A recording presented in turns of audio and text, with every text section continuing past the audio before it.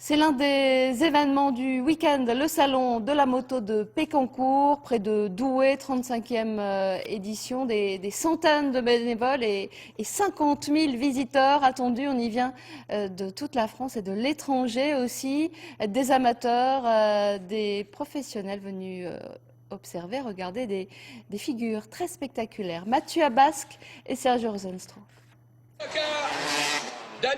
À plus de 20 mètres du sol, les spécialistes internationaux de freestyle motocross enchaînent les acrobaties. Parmi eux, un Français, le champion du monde Thomas Pagès. Membre du motoclub de Pécancourt, le pilote n'était pas encore né à la création du salon de la moto.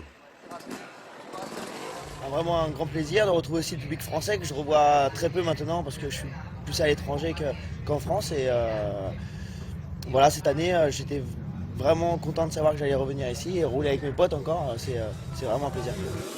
Une histoire de potes, c'est aussi ça le salon de Pécancourt.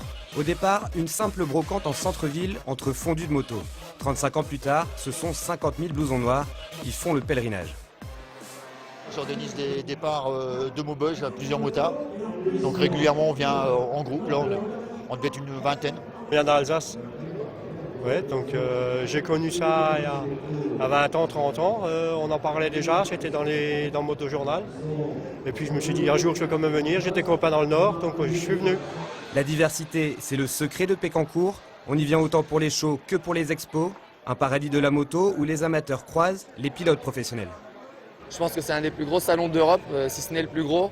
Je dirais salon extérieur avec un tas d'expositions. Au final, ici, on retrouve autant des motos de freestyle, des motos de cross, des motos de sable, des super motards, des motos de route.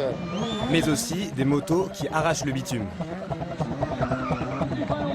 Et pour ajouter au spectacle, on accepte même les camions.